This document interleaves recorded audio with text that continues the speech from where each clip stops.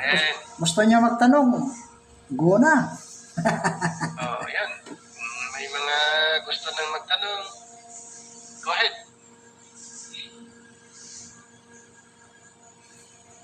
Tapos na pong naipag-preso kay Brother Rod na po ang floor. Anong boses ko? Marinig? Marinig? Loud and clear, brother. Oh, sige. Malinaw, Tor. Malinaw. Sige, balik tayo sa aklat sa Book of Romans. Magandang gabi po sa lahat mga co-student. Nakapasok ba si Sam? Ano yun? Wala pa. Sana pero anyway, baka hahabol siya. Hindi siya nakapasok. Romans chapter 7 tayo, yung nakaraan. Balikan natin yung the Book of Romans. Ito po ang aklat isinulat ni Apostol Pablo during transitional period. Tapos,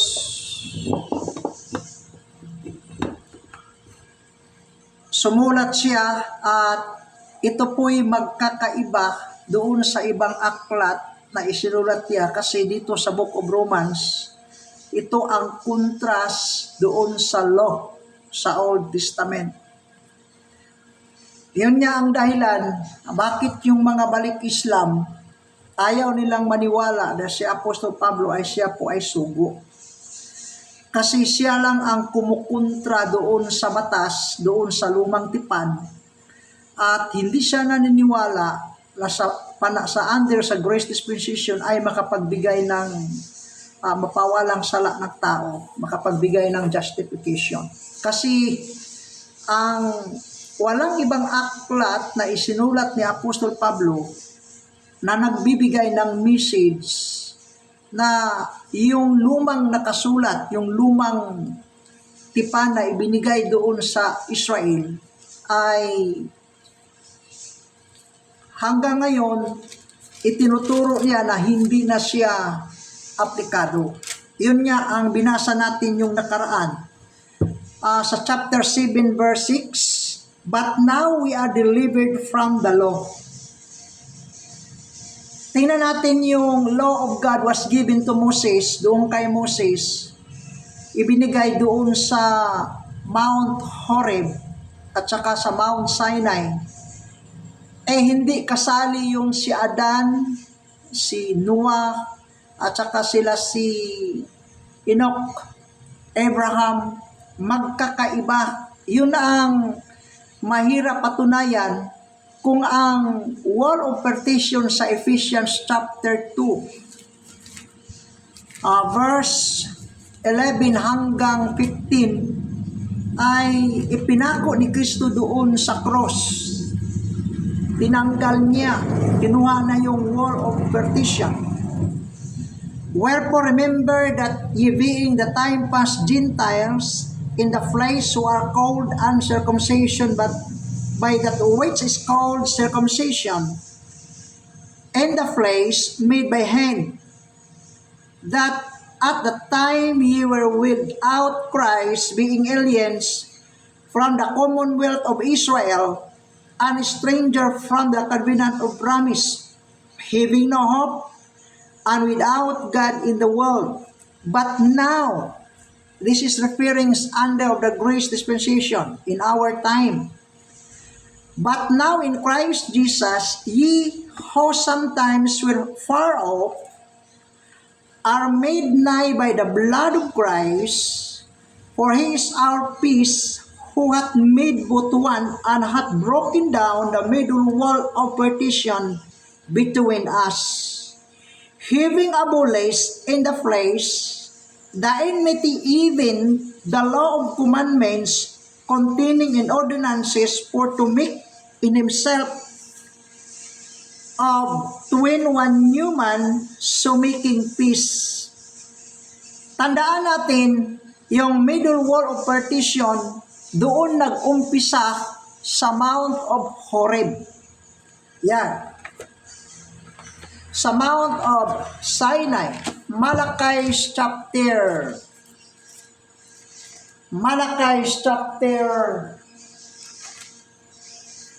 4, verse 4. Sabi ni Malakias, yung isinulat niya balik doon sa pangyayari sa panahon ni Moses, paano ni Moses tinanggap yung law from God dito sa Mount of Horeb.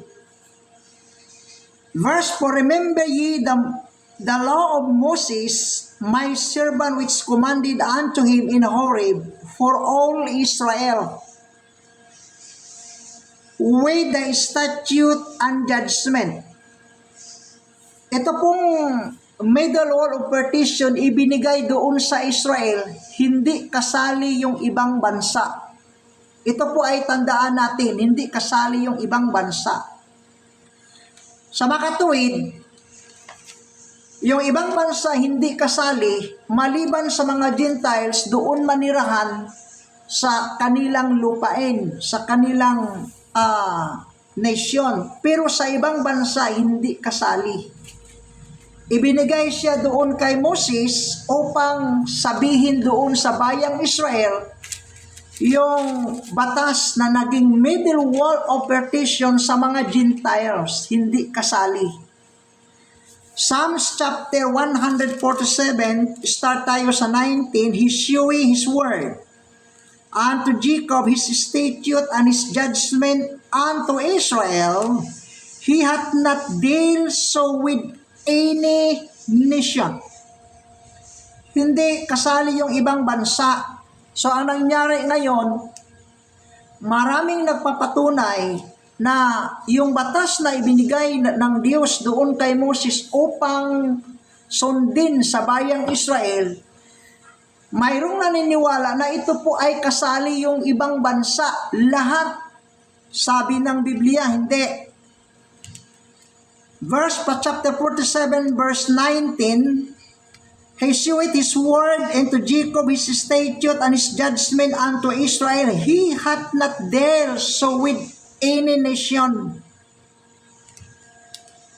Hindi kasali yung Pilipinas, Amerika, at iba pang mga bansa sapagkat ito po ay exclusive. Doon lang ibinigay sa mga taong inilabas galing sa Egypt. Yung mga taong naging alipin, ginawang alipin doon sa kingdom ni Pharaoh sa Egypt. Tapos inilabas sila sa pamagitan sa kamay ni Moses. Sa pamagitan ni Moses inilabas at doon ibinigay yung batas sa kanila. Hindi kasali yung taga-Egypto, taga-Egyptian. Ezekiel chapter 20 verse 12. Ezekiel chapter 20 verse 12. Mag-start tayo sa verse 9. But I wrote for my name's sake that it should not be polluted. Before the heathen, among them, among whom they were in whose sight I made myself known unto them, and bringing them forth out of the land of Egypt. Inilabas yung mga Israelites, yung mga anak ni Jacob, yung mga children of Israel, yung 12 tribes inilabas. And whom sight I made myself known unto them, in bringing them forth out of the land of Egypt. Wherefore, I caused them to go forth out of the land of Egypt, and brought them into the wilderness. Si Moses yung naging leader, yung mga Israelites, dinala galing sa Egypt, inalabas, punta doon sa land of promise, at pagkatapos doon na sila sa wilderness. Si Moses ang nanguna. Wherefore I caused them to go forth out of the land of Egypt, and brought them into the wilderness, and I give them my statute, and shew them my judgment, which if a man do, he shall even live in them. Moreover also I give them my Sabbaths, plural, hindi lang isa. I give them my Sabbaths to be a sign between me and them, that they might know that I am the Lord that sanctified them, but the house of Israel rebelled against me. Ito po'y napakaliwanag na yung batas, yung covenant doon ibinigay sa bayang Israel sa pabagitan sa kamay ni Moses para maging sign. Moreover also I give them my Sabbaths. Bakit Sabbaths? Kasi may weekly Sabbath, may yearly Sabbath, may monthly Sabbath, may tinatawag Sabbath of the land every 7 years, at saka may Sabbath every 49 years. Sa makatuwid, ang Sabbath hindi lang weekly, hindi lang Saturday. May Sabbath yearly, may Sabbath monthly, may Sabbath every 7th year, Sabbath of the land. At mayroong Sabbath, ika-49 years, na yung mga taong naging alipin at may utang, libre na sila, ibalik sila doon. Bigyan sila na pakawalaan sila, bigyan sila ng liberty. That's a Sabbath. Bakit Sabbaths, plural? At ito po'y ibinigay doon sa bayang Israel. Verse 20.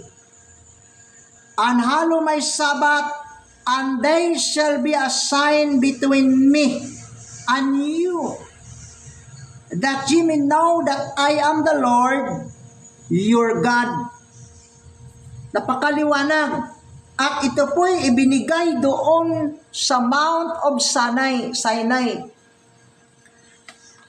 Sa Exodus chapter 20 at saka sa Exodus chapter 31, sinabi ni Moses, sinabi ng Diyos doon kay Moses, chapter 31 verse 17. Start tayo sa 16. 6 day may work be done, but in the seventh, in the Sabbath of the rest, holy of the Lord. Whosoever doeth any work in the Sabbath day, he shall surely be put to death.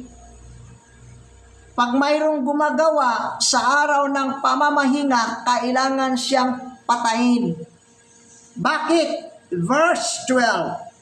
And the Lord spake unto Moses, saying, Speak thou also unto the children of Israel, saying, Verily my Sabbath ye shall keep, for it is a sign between me and you, and your throughout your generation, that ye may know that I am the Lord that sanctified you.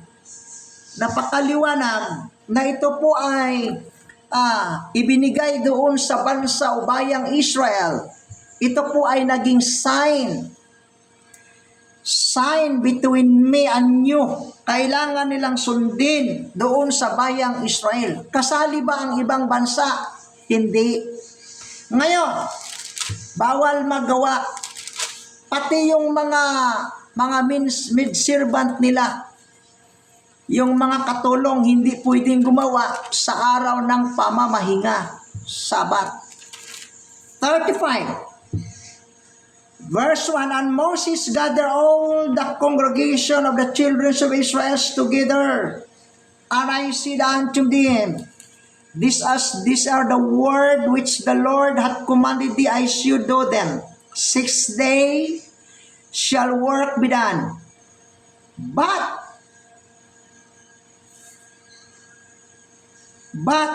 6 days shall be work, but on the 7th day there shall be to you an holy day, a Sabbath of rest to the Lord.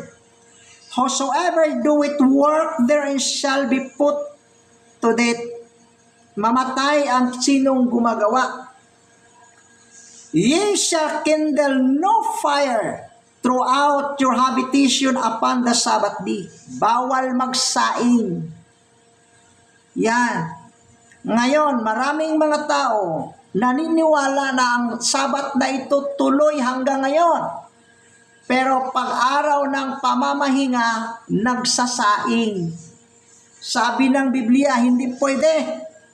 Ye shall kindle no fire through your own habitation upon the Sabbath day.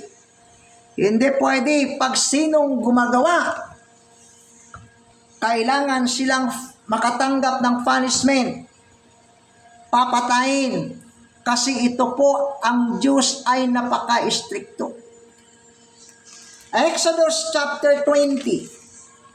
Exodus chapter 20 verse 8. Remember the Sabbath day to keep it holy. 6 days shall thou labor and do all the work, but the 7th day is the Sabbath of the Lord thy God. In it thou shalt not do any work. Kahit anong ginagawa o gawain. Maraming mga tao ngayon sumusunod sa Sabat, pero pagdating sa Sabat, nagluluto, nagsasaing, naglalakad, nagmumotor. Yan. Sabi ng Biblia, hindi pwede. Hindi pwede. Ganon napaka-istrikto ang Diyos. Tapos, shall not do any work, thou nor thy son, nor thy daughters, thy maidservant, nor thy maidservant, nor thy cattle, nor thy stranger that in within thy gates.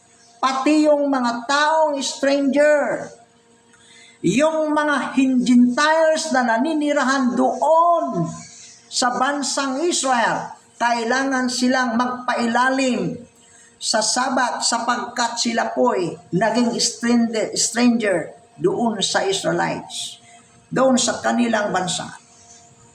Ganon ka-stricto ang Diyos.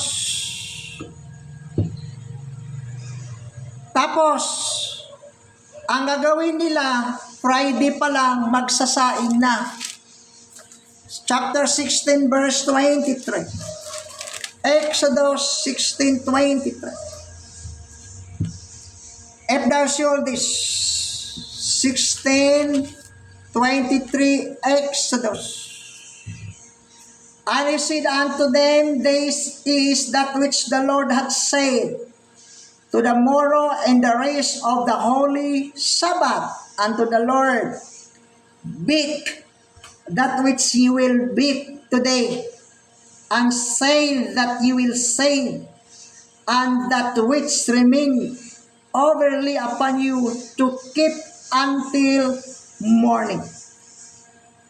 Ang kanilang isasaingin, lulutuin, kailangan magluto na Friday. Preparation. Pagka Saturday o Sabat, bawal nang magsaing, bawal nang maglabas-labas, bawal nang magtrabaho, bawal maglaba, bawal maligo. Ganon ka-stricto yung batas na ibinigay sa pamagitan ni Moses, ibinigay doon sa bayang Israel. Ito po ba'y batas ni Moses kasi tinatawag na the law of Moses? Hindi. Si Moses ang naging stewardship, katiwala. Siya ang binigyan ng Diyos doon sa batas upang sundin, sabihin doon sa bayang Israel. Nehemiah chapter 8 verse 1. And all the people gathered themselves together as one man into a strait that was before the water gate, and they speak into Ezra, the scribe, to bring the book of the law of Moses. Ito po ba'y law of Moses? Kang Moses talaga? Hindi. Stewardship lang siya. Ginawang katiwala. Saan galing yung law? Tuloy natin. Scribe bring the book of the law of Moses which the Lord had commanded to Israel. Na yung mga batas doon sa lumang tipan na ibinigay ng Diyos doon sa bayang Israel, hindi kasali yung mga Gentiles. Bakit? Kasi kung kasali pa, tinuruan yung taga-Egyptian. Egyptyo. Kung kasali pa, yung dumating na si Moses, si Joshua doon sa land of promise, papasok doon sa Jericho. Bakit pinatay nila yung mga tao doon sa Jericho? Pinatay yung 7 nations, yung naninirahan doon sa land of promise. Bakit pinatay nila? Kasi hindi sila kasali sa covenant, hindi sila kasali sa law of God was given to Moses para sundin sa mga bayang Israel.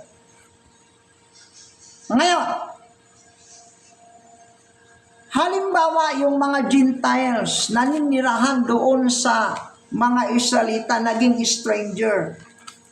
Kasi hindi naman sila sa kanilang bansa, naninirahan sa hindi nila sariling bansa. Anong gagawin? Ano ba ang dapat nilang sundin?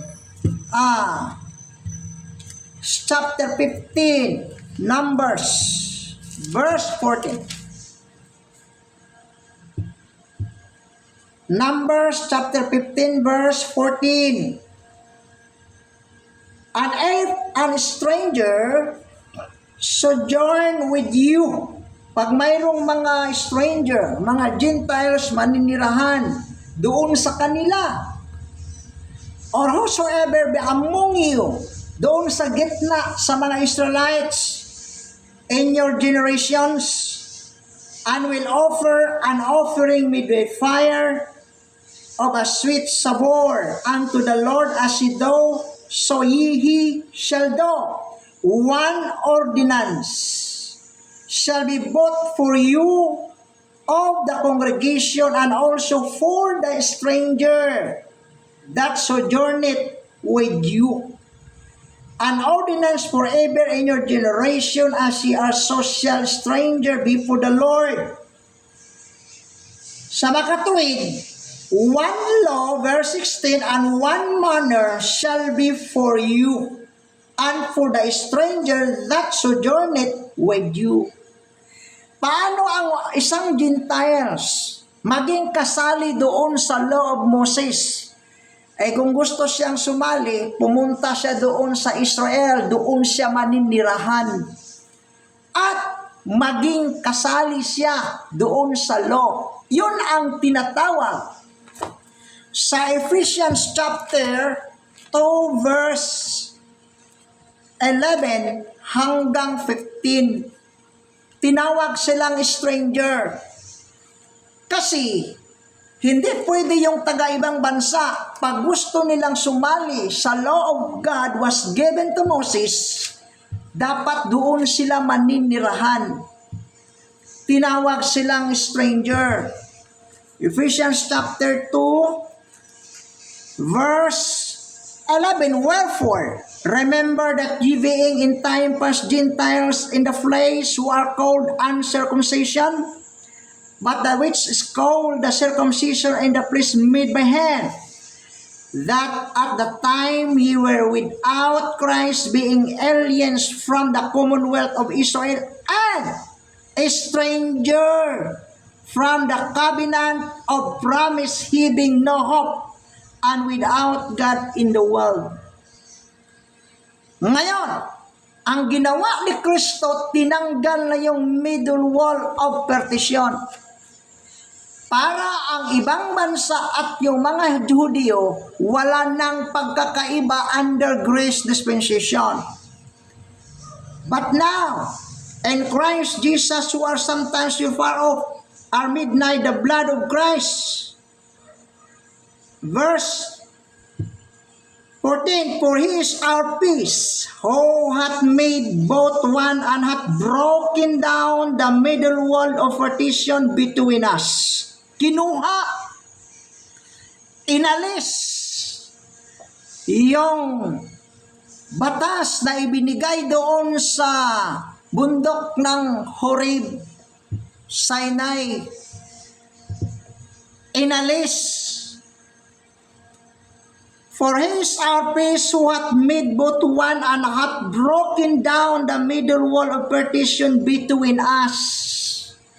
Para pag-iisahin ang mga Hudyo at Gentiles, tinanggal, kinuha yung law. Paano kinuha? 15, having abolished in his place, abolished enmity, even the law of commandments containing in ordinances. Tinanggal, kinuha, pinako sa cross. Yan, ipinako sa cross. Colossians chapter 2. Colossians chapter 2, blotting out the handwriting of ordinances that was against us. Sabi ng iba, yung tinanggal, yung isinulat ni Moses. Pero yung isinulat doon sa tabyas na bato, sa table stone, hindi tinanggal yon. Ang kinuha, yun lang ang isinulat ni Moses. Blotting out the handwriting of ordinances that was against us, which was contrary us, and took it out the way, nailing it to his cross. Sabi ng umba, hindi kasali yung moral law. Anong hindi kasali? Bakit sa Exodus chapter 20, hindi isinulat ni Moses sa isang aklat? Sinulat ni Moses doon sa aklat, kasali yung doon sa tabyas ng bato. Isinulat niya doon sa aklat, sa limang aklat. Yon. Basahin natin sa Exodus chapter 15, chapter 14. Chapter 14 sa Exodus, chapter 15. Nagutos ang Diyos na isulat yung mga utos. Kailangan isulat ni Moses sa isang aklat. Tapos, yung isinulat ni Moses, sinalin niya yung lahat ng utos, pati yung Leviticus chapter 11, pati yung mga lahat ng mga utos, isinulat ni Moses doon sa isang aklat. Tapos, ibinigay at dinala ni Joshua upang sundin sa mga Israelites. Sa makatuwid, yung kinuha ni Kristo, yung middle wall of partition, ipinako doon sa cross, kasali na yung mga Sabbats. Okay, balikan natin. Colossians chapter 2. Colossians chapter 2, verse 14. Blotting out the handwriting of ordinances that was against us, which was contrary to us, and took it out the way, nailing it to his cross. And having spoiled principalities and power, he made you them openly, triumphing over them in it. Ngayon, under grace. Pagdating na sa under grace, sabi ni Paul, let no man therefore judge you in meat. Wala ng taong binigyang karapatan na maghatol sa kapwa-tao tungkol sa pagkain. or in drink, or in respect of an holy day, or of the new moon, or of the Sabbath days. Bakit? Bakit wala ng taong karapatang maghatol ngayon tungkol sa mga tuntunin sa lumang tipan? Verse 17, which are a shadow of things to come, but the body is of Christ. Yung katawan ni Kristo yun. Yung ipinako siya doon sa cross, lahat tanggal, itinapos niya.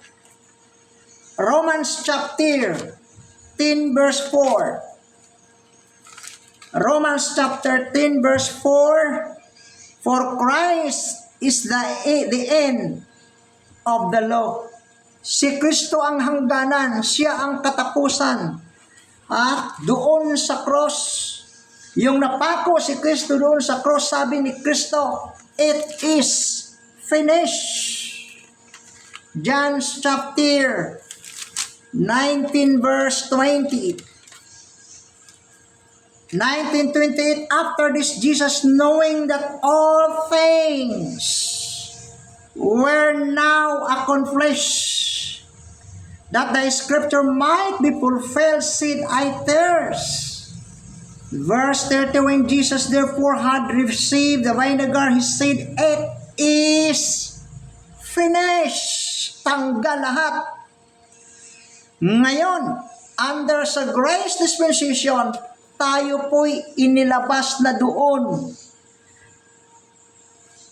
Inalis ang unang tuntunin at mga tungkulin upang tuparin. Kinuha at sabi ni Pablo sa Romans chapter 7 verse 6, but now we are delivered. But now, kailan? Under grace dispensation. But now we are delivered from the law. Anong klase yung law? Yung law na ibinigay ng Diyos doon kang Moses. At saka doon sa ibinigay kay Moses upang tuparin sa bayang Israel doon sa Mount of Horeb. But now we are delivered from the law, that being dead wherein we were held, that we should serve in the newness of the Spirit, and not in the oldness of letter. Kasali pala yun yung mga utos doon galing kay Adan. Yung lumang nakasulat, oldness. Hindi tayo kasali doon, inilabas tayo. Sabi ng Biblia, but now we are delivered from the law, that being dead wherein we were held, that we should serve in the newness of the Spirit, and not in the oldness of letter. Very clear na tayo pala'y hindi na alipin doon sa lumang nakasulat. Romans chapter 15 verse 4, maaari nating pag-aralan, maaari nating pag-istadihan, pero hindi ibig sabihin na yung mga batas doon sa lumang tipan, yung mga tuntunin doon sa lumang nakasulat, ang mga taong ipinanganak under sa grace dispensation, hindi tayo kasali doon. Bakit hindi kasali? But now we are delivered from the law, that being dead wherein we were held, that we should serve in the newness of the Spirit, and not in the oldness of letter. Ganyan at ginawa ni Apostol Pablo na illustration yung isang mag-asawa sa verse 1. Pagbuhay pa ang partner, yung asawang lalaki at asawang babae, hindi pwede mag-asawa yung isa pagbuhay pa. Pero pagpatay na yung partner, pwede na siyang mag-asawa kasi hindi na siya nakatali doon sa kanyang partner. Ganon din ang mga taong ipinanganak sa ilalim sa kagandahang loob ng Diyos. Tayo po'y patay na sa lumang tuntunin. Inalis tayo doon. At tayo po'y binigyan ng liberty upang maghanap ng bagong aral under sa grace dispensation. Pero yung mga tao ngayong ipinanganak under grace, bumalik doon sa luma.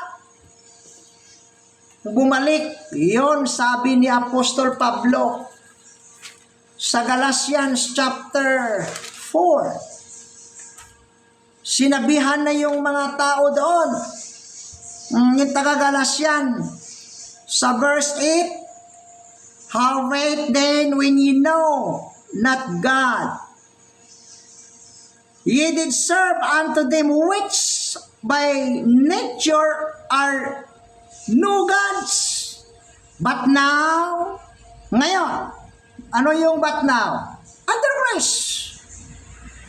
After that ye have known God, or rather are known of God, how turn ye again to the weak and beggarly elements whereunto ye desire against to be in bondage?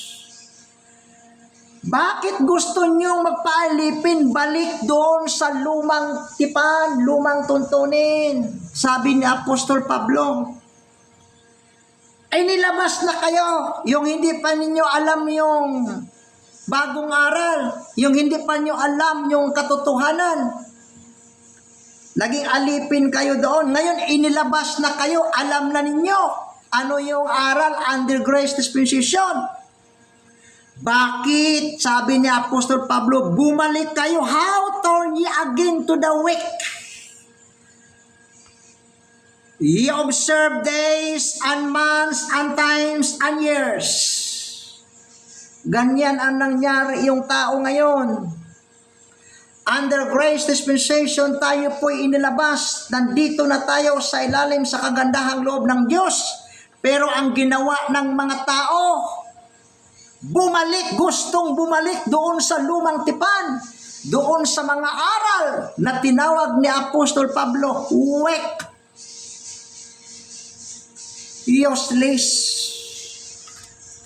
Yung teaching, useless teaching. Hindi na siya pwedeng bumalik ang tao nga doon sa lumang tipan. Inalis na tayo, bakit gustong bumalik? Sabi ni Apostol Pablo, ginawa niya yung illustration yung isang mag-asawa.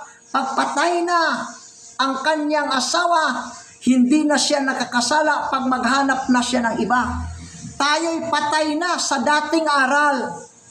Pwede maghanap tayo ng bagong aral. Bakit bumalik doon sa lumang tipan? Ito ang nangyari. Romans chapter 6 verse 14. Sabi ni Apostol Pablo, for sin shall not have dominion over you, for ye are not under the law, but under grace. Pero ang tao gustong bumalik doon sa lumang tipan, magpaalipin pa rin sa lumang tuntunin. Ang mga tao doon sa lumang tipan, under sa law, ang kanilang hope during resurrection day, the last day. Maninirahan sila dito sa lupa. Yung pangako doon sa land of Canaan, tutuparin yun. Ang mga bayang, the children of Israel, bubuhayin sila at maninirahan doon, dito sa lupa. Pero ang mga taong ipinanganak under grace dispensation, pagdating sa pagkabuhay maguli, hindi tayo pinangakuan doon sa lupa, sa bayang pangako, sa lupang pangako, kundi doon sa taas, heavenly places. At kahit anong gawin ng tao, ayaw siyang kumain ng baboy, ayaw sumunod siya sa Sabat, sumunod siya sa iba't ibang mga tuntunin at tungkulin at gawain sa lumang tipan, hindi siya makapagbigay ng kaligtasan. Hindi na siya makapagbigay,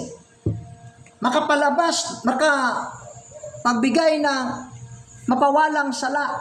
Hindi na siya makapagbigay ng justification. Bakit? Under grace na tayo. Acts 13:36.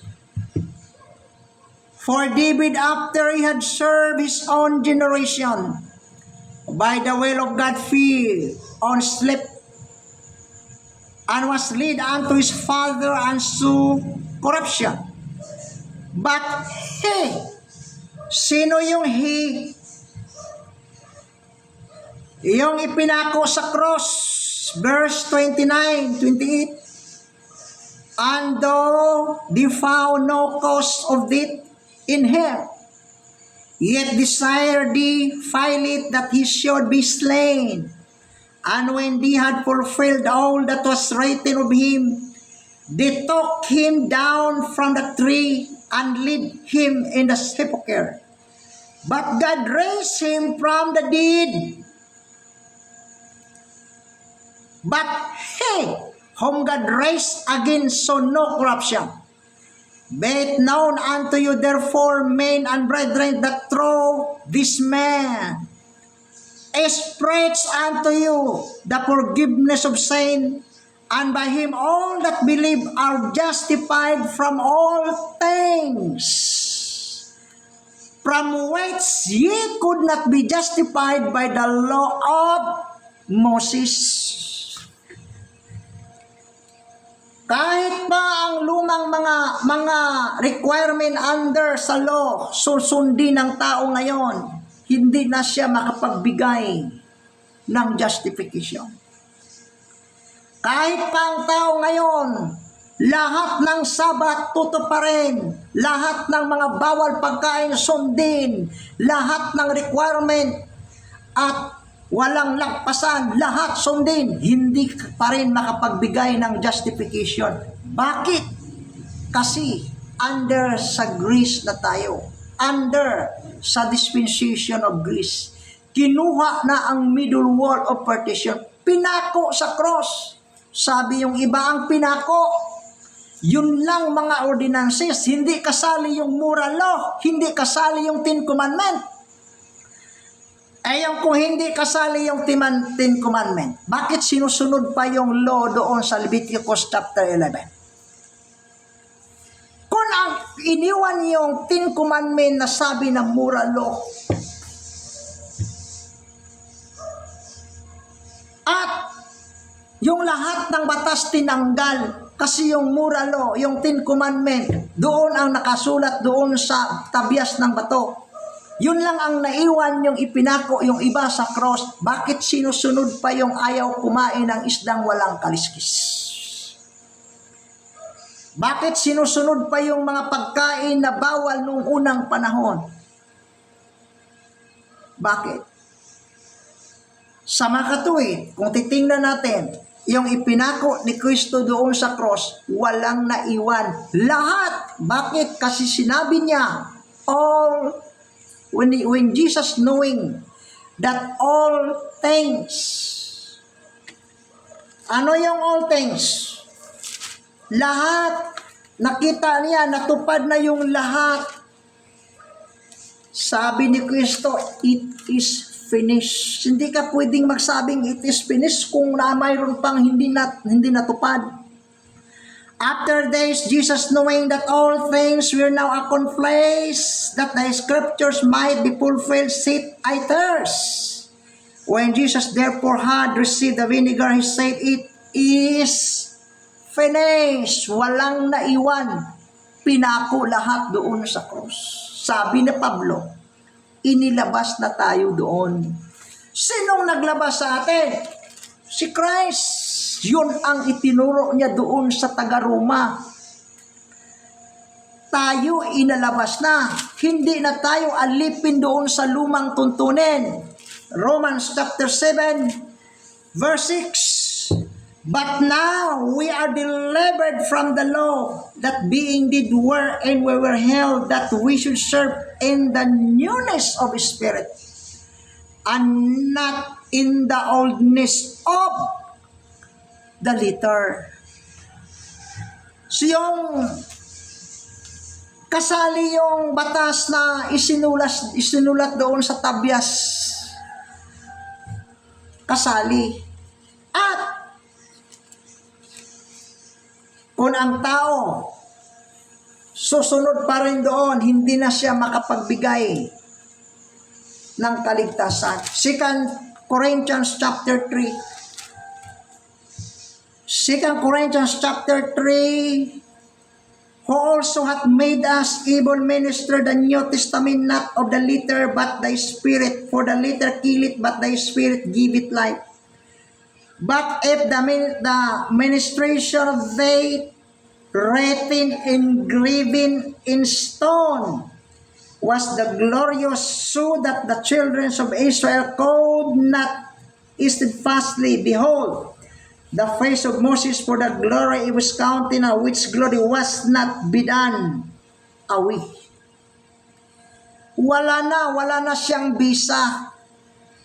Bakit walang bisa? Kasi ipinako ni Kristo doon sa cross. Pag sinusunod pa ngayon, 14, but their mind were blinded for until this day.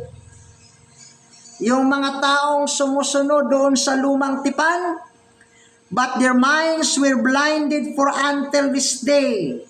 Asa nag-repair on this day? Under grace dispensation. Remaineth the same veil and taken away in reading in Old Testament, which veil is done away in Christ. 15, but even unto this day, hanggang ngayon may nakatakip sa kanilang kaisipan. When Moses is read, habang binabasa nila yung mga batas doon sa lumang tipan, may nakatakip sa kaisipan at hindi nila makikita yung liwanag sa mabuting balita sa kagandahang loob ng Diyos under sa grace dispensation.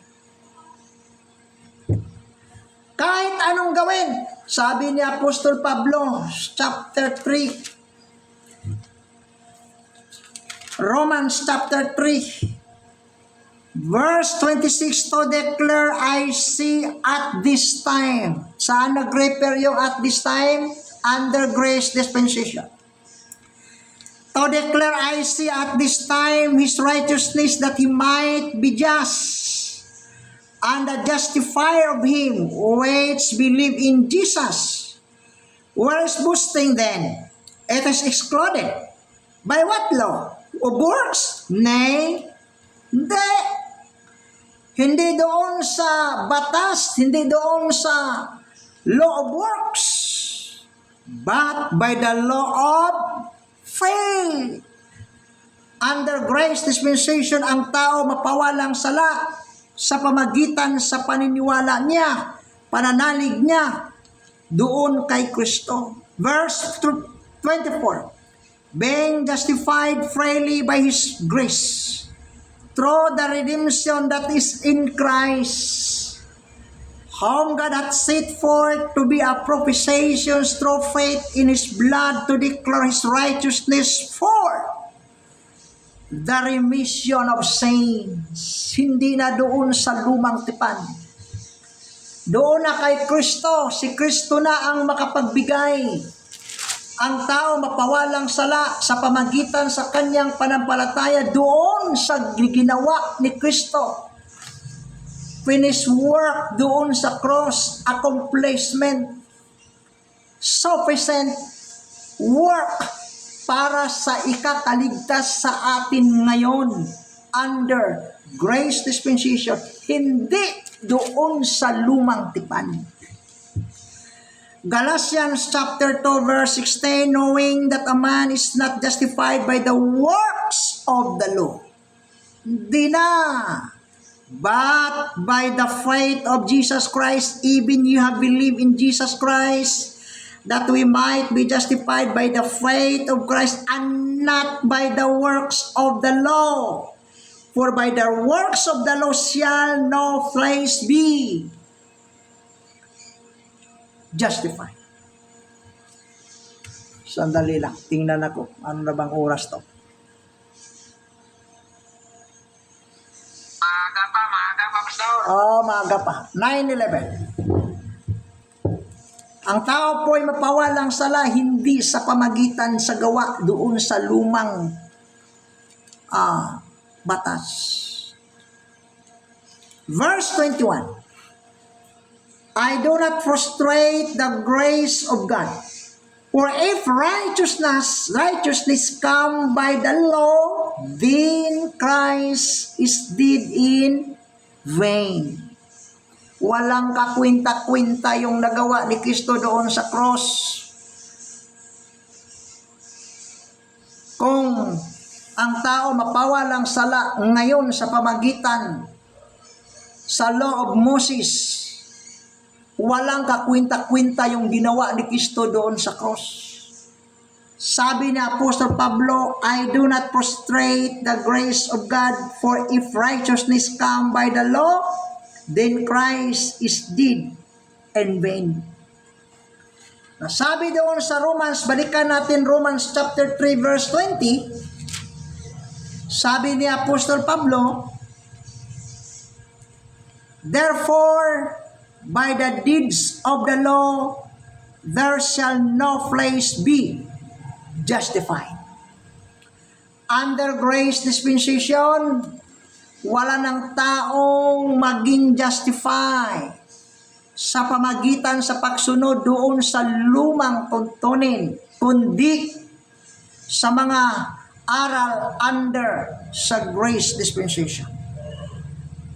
Therefore, by the deeds of the law, there shall no flesh be justified by his sight, for by the law is the knowledge of sin. May mga tao ngayon, sabi, sundin natin. Anong sundin? Hindi na tayo under. Verse 19, now we know that what things soever the law said, kahit ano yung sinasabi sa batas, now we know that what things soever the law said, it is said to them who are under the law. Yung nailalim sila, pero ngayon, tayo hindi na. Hindi na tayo ilalim.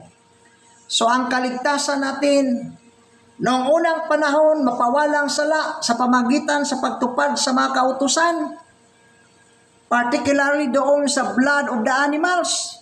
Pero ngayon, sa pamagitan sa blood of Christ, ang tao maging righteous sa pamagitan sa blood of Christ. Chapter 5 verse 9, much more than being now justified by His blood. Kaninong dugo? Kay Kristo. Sa pamagitan sa dugo ni Kristo, ang tao mapawalang sala at ibibilang siyang naging righteous.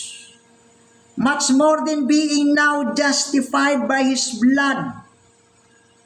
Kaninong blood? Kay Christ. Ephesians chapter 1 verse 7. Sa pamagitan sa kanyang dugo, ang tao po ay maging justified. Verse 7, in whom we have redemption through His blood, the forgiveness of sin according to the riches of His grace. In whom we have redemption through His blood. Sa pamagitan sa dugo ni Kristo, ganon ka-epektibo yung ginawa ni Kristo doon sa cross. Tinanggal niyang middle wall of partition. At ang kanyang sariling dugo, yun po ang makapagbigay ng kapatawaran sa mga tao ngayon sa under sa grace dispensation. Hindi doon sa lumang tipan. Yung mga aral sa lumang tipan, hindi na siya makapagbigay ng kapatawaran under sa grace dispensation. Colossians chapter 1 verse 14, whom we have redemption through His blood, even the forgiveness of sins. So, hanggang dito lang muna tayo upang makapagtanong tayo ng marami.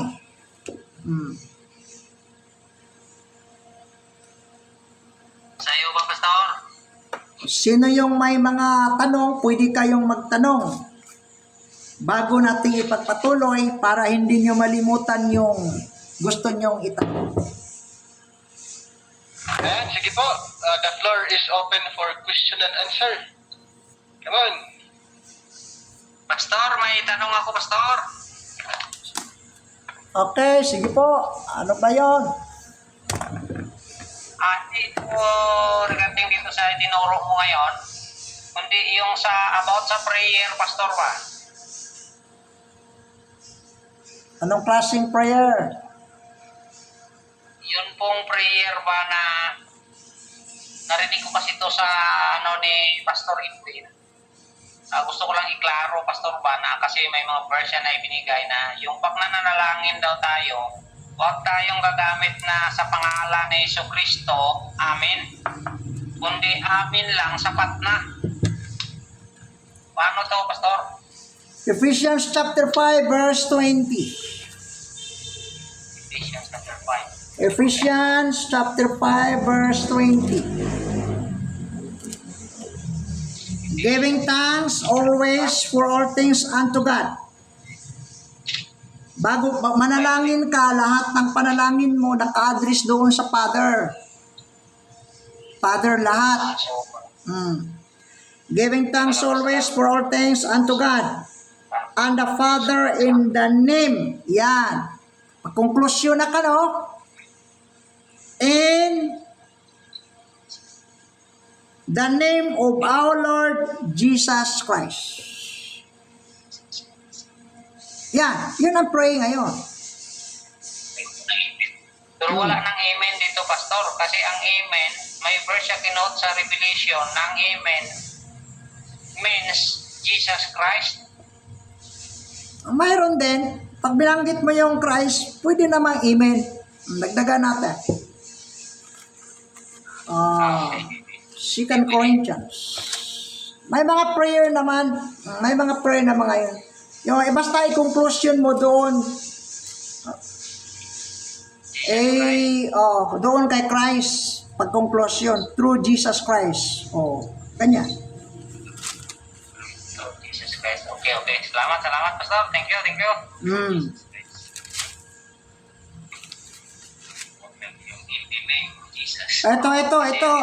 Ito, 2 Corinthians. Mayroon 2 Corinthians. 2 Corinthians 13:14. The grace of our Lord Jesus Christ and the love of God and the communion of the Holy Ghost be with you all. Amen. May amen na. Oh, 2 Corinthians, 13:14. 13:14. Pakibasa daw. Bisaya yung sayo. Bisaya. Ilonggo. Ilonggo. Sige, Ilonggo. Basahin mo si Ilonggo para makapakinig kami si Ilonggo. 2 Corinthians 13:14. Sabi niya, ang tanan nga santo nag-abi-abi sa inyo. Uy, tayo man. 2 Corinthians 13:14. Arada 13:14. Ang ugay ni Ginoong Jesucristo kag ang gugma sang Dios kag ang pagpakigambit sang balaang nga espiritu mangin kaupod ninyo tanan. Amen. Ayan. May amin na. Malinaw ah. Klaro. Klaro. Salamat. So, klaro bro. Pwede. Thank you, Pastor. Salamat. Ito pa, Galatians 6:18. Galatians 6:18. 6:18, Galatia. Gibasa daw. Okay, okay, 6:18. Basahan ko, Pastor. Pakibasa sa Ilonggo para may katapat yung Ilocano. Kasi yung wala pang Ilonggo, Ilocano ang kuha namin, nag-pray. Sabi niya, mga kauturan, ang ugay sa aton Ginoong Jesucristo, may kaupod sa inyo, Espiritu. Amen. May amin na. Ephesians chapter 6:24. Mukhang tagilid yung kay Pastor Edwin ah. Ephesians chapter 6:24, 5:24, 6:24, Ephesians. 6 ano yung Pastor? 24? Opo. Okay, so,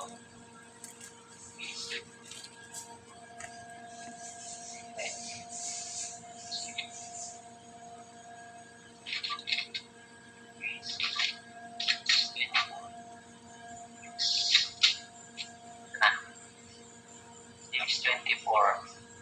Ang bugay mangin sa tanan sa ila nga nagahigugma sa aton Ginoong Jesucristo sa kabunayag.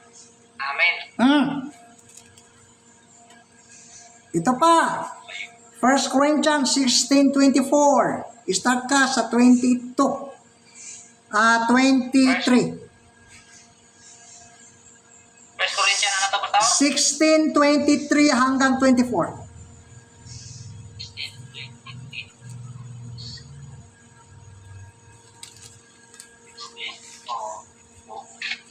16:23. 1 Corinthians. Hmm. Dali Pastor ha? 16:23 to 24. 1 Corinthians 16. 16:24. Sige.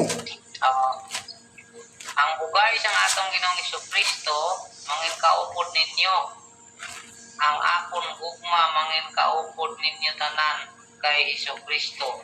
Amen.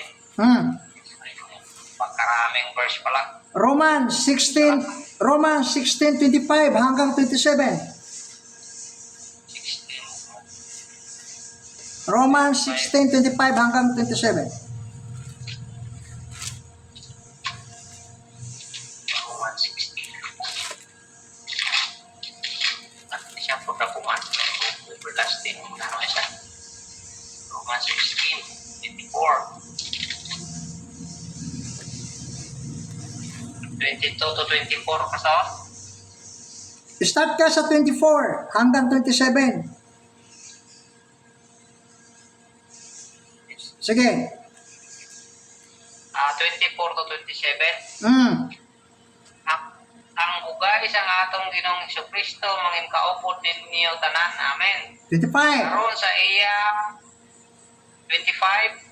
Karon sa iyang gahom sa pagpalig-on sa inyo suno sa akon ebanghelyo kag pagwali na hanungod kay Jesucristo suno sa bugna sang misteryo nagintago kutob sang nagsugod ang kalibutan. 26. Apang karon ginpahayag kag paagi sa mga kasulatan sang mga manalagna suno sa sugo sang Dios nga walay katapusan ginpakilala sa tanan nga kapungsuran nga sa pagtuman sang pagtuo. 27.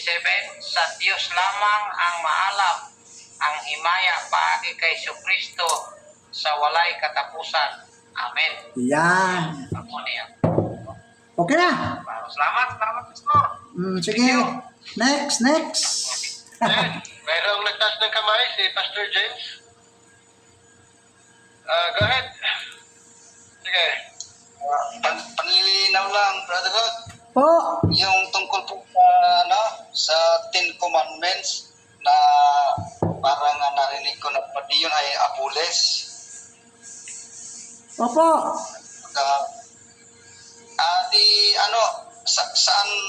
Saan naman tayo, wala na pong wala pang naisulat ni Apostol Pablo na ganun din. Na kung na-Apules na yon, pwede na tayong sumamba sa naka-drawing o kaya naka-picture na mga Diyos-Diyosan. Mayroon tayong batas under grace. Ito, basa. 1 Corinthians 14:37. Yung Ilonggo na Biblia, maganda basahin yun ah. Sana yung tigbasa natin dyan. Dito, Pastor. O sige, 14:37.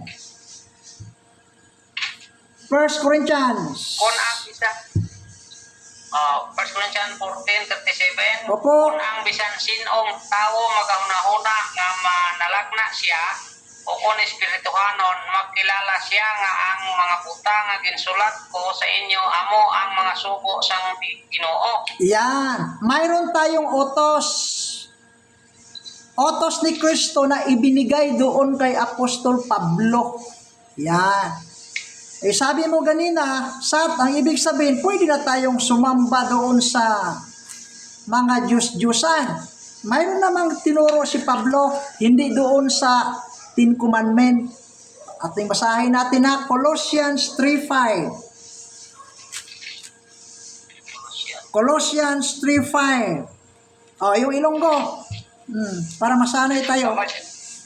Yung Ilonggo, magandang pakinggan. Maganda. Colossians 3:5. Ito, Pastor. 3:5. Usa patyan ninyo ang mga bahin sang inyo lawas nga mga saduta. Ang paglawas kaikuan malaot nga kaluyag, malaot nga kailigbon kag pagkamaampunon nga amo ang pagsimba sa mga Diyos-Diyos. Yan, sa atin yan, hindi nakasulat doon sa 10 utos. Kasi yung 10 utos sa kanila yon, hindi sa atin. Ito ang sa atin. Dagdagan pa natin. Amen. 1 Thessalonians. 1 Thessalonians, chapter 5, verse 22.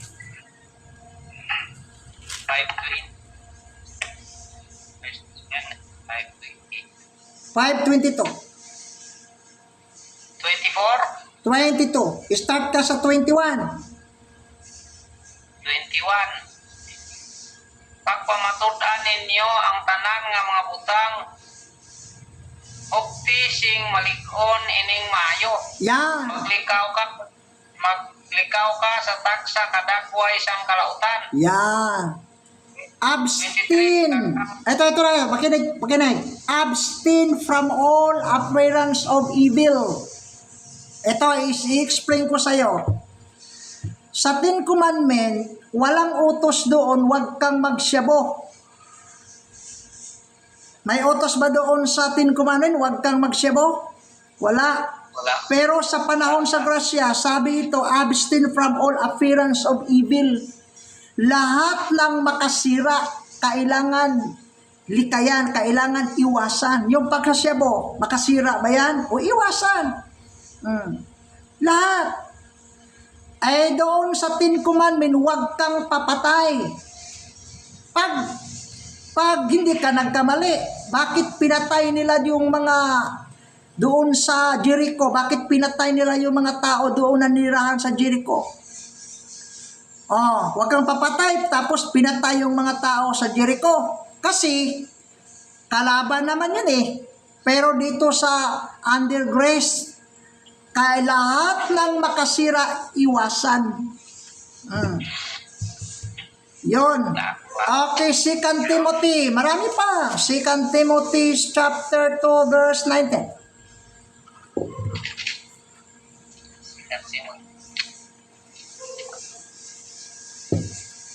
Second Timothy chapter 2, verse 19.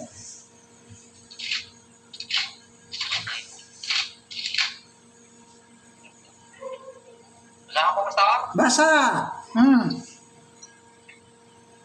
Apang ang satsaran sang Dios nagatindog sing malig-on nga may sinig nga silyo.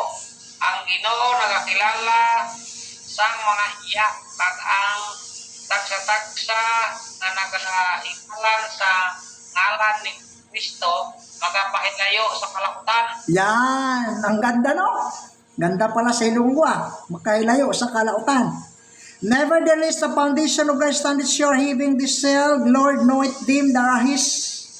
And let everyone that nameth the name of Christ depart from iniquity. Yung pagnanakaw, makasira ba yan? Malaot ba yan?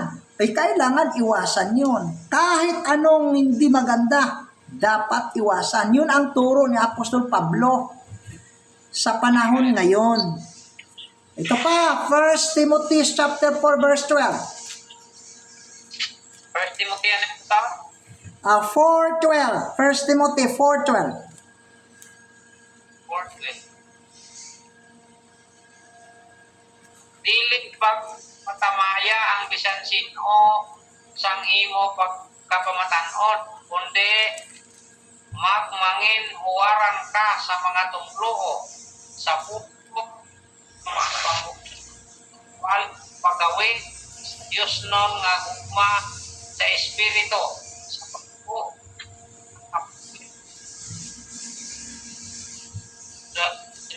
Okay, hanggang dyan lang. Ito pa, Ephesians 5 verse 1 hanggang 5.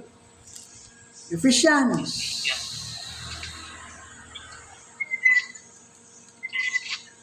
Hanggang 4 lang tayo para hindi masyado. 5 verse 1 to 4. 5:1-4. Kung sa pagsumulunod kamo sa Dios, subong nga mga anak nga hinigugma. Okay, basahin ko sa English ha. Be therefore followers of God as their children. Verse 2. Kag maglakad kamo sa gugma, subong nga si Kristo man nagahigugma sa aton. At yan sang iya kaugalingon tungod sa aton nga dulot nga halad sa Dios nga maamyon nga umot. 3. But Apang ang panghilawas kag ang tanang nga kahiguan ukon maghampon dili gid pag hinglat sa inyo tubo nga nagkaigo sa mga santo. yan, sa 3, but fornication and all uncleanness, covetousness, let it be the one name among you as becometh sin. 4. Or bisan kalawayan o kon binuang nga hinambal o kon malaw acting hinahok nga hindi nakakaigo kundi hinunoo mga salamat. Ayan, hanggang dyan lang. Neither filthiness, nor foolish talking, nor jesting, whereas not convenience, but rather giving of thanks. So marami kapatid, may Romans 12:2 pa. Yun ang sa atin under grace, hindi doon sa nakasulat sa papan na bato, hindi na. Amen. Baka may tanong pa, mahaba pang oras Oh, Sister Rete. Ano bang oras ngayon? Sister Rete, Okay, nagtas ng kamay. may 30 minutes pa, sige. Pero may tanong ako patungkol dito sa kautusan under grace but now na hindi naman naisulat. At ang tanong ko ay ganito lamang po.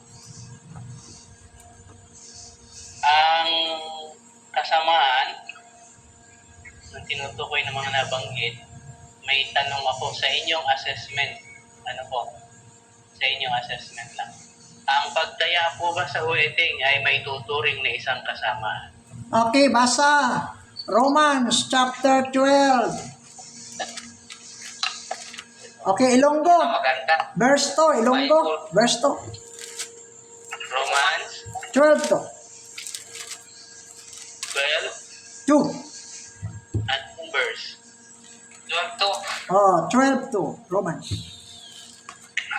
Huwag kayong makiayon sa takbo ng mundong ito. Mag-iba kayo sa pamamagitan ng pagbabago na inyong pag-iisip upang maunawaan ninyo ang kalooban ng Diyos, kung ano ang mabuti, kalugod at ganap na kalooban niya. Yan. Yung tanong mo kapatid, gawain ng mundo yon. Yun ang gawain. May susunod pa po akong Sabi ni Apostol Pablo, and be not conformed to this world. Bakit ayaw ni Pablo na mo-conform tayo sa mundo? Galatians 1:4. Pakibasa mo na sa Galatians bago next question. Galatians 1:4. inialay ni Kristo ang kanyang sarili dahil ating kasalanan ayon sa kalooban ng Diyos Ama upang mahango tayo sa kasamaang nag-aari ngayon sa sanlibutan ito. Yun ang nagkokontrol. Yung mga vices ngayon, yun ang humahawak sa mundo. Sabi ni Pablo, hindi tayo mag-compromise doon. Mag-iba tayo, mag-iba. So, salamat Okay, next. sa sagot. So, ang po ay, ito po yung isa pang tanong, kasunod noon.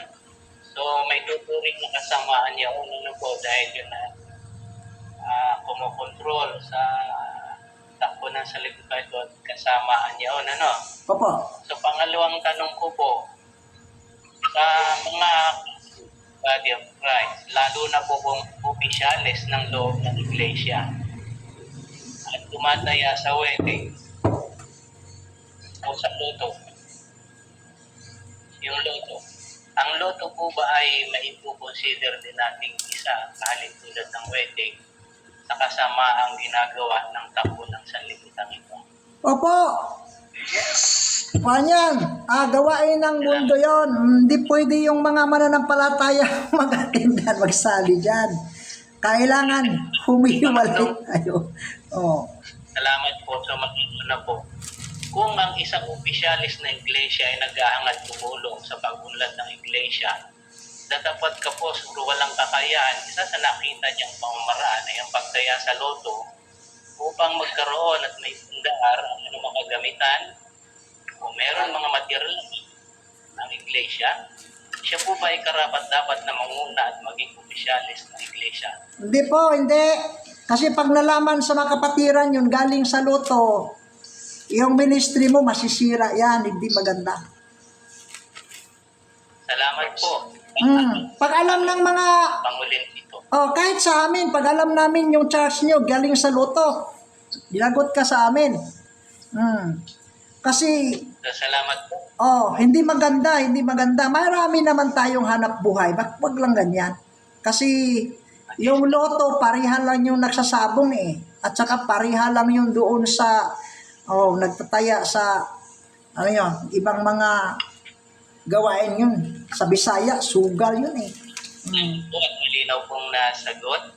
Patungkol po kasi sa kasamaan ng ito po patungkol sa hindi na isulat at may kautusan tayo sa BOC. Sa pang-apat ko pong tanong, kung natin pong natuklasan ng isang opisyalis na iglesia ay gumagawa ng gano'n, dapat pa ba siyang humawak ng tungkulin bilang isang tagapangulo? Kausapin mo na. Opisyalis. Kausapin mo na, wag mo nang mag-judge. Baka magbago pa.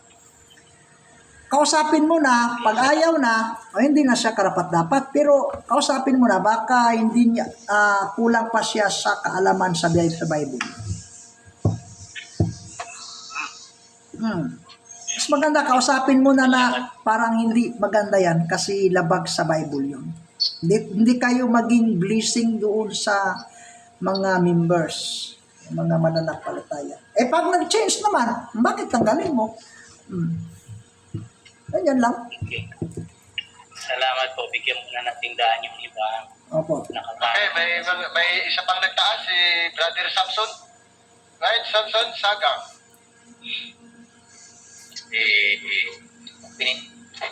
Yes, ngayong gabi, brother.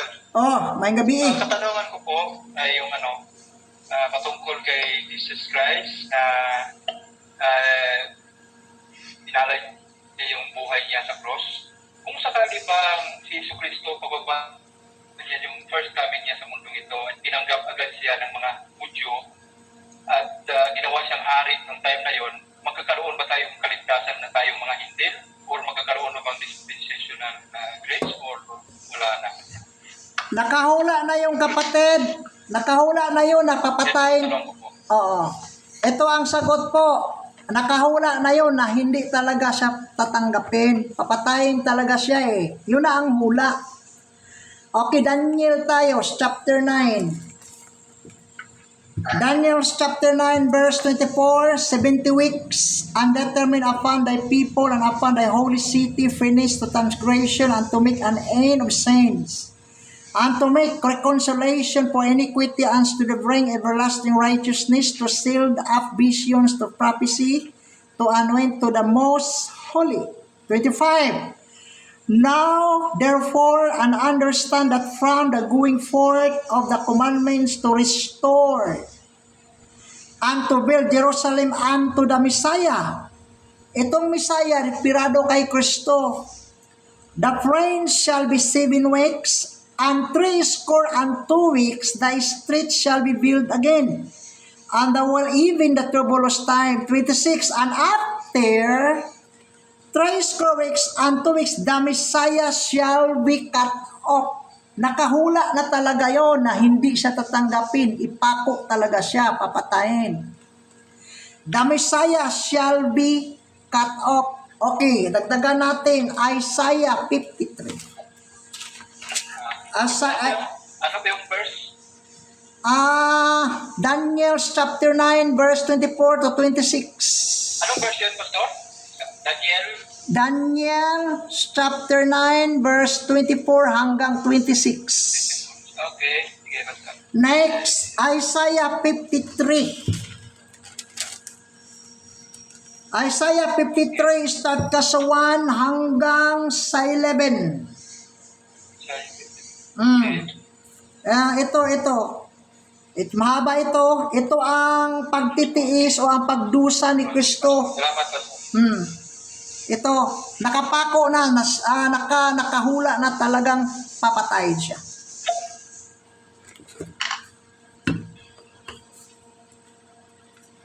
Next is Sir Ryan. Okay po. Thank you, Pastor. Thank you, Pastor. Thank you, brother. Sir Ryan, Brother Ryan. Magandang gabi, Bedron. Opo.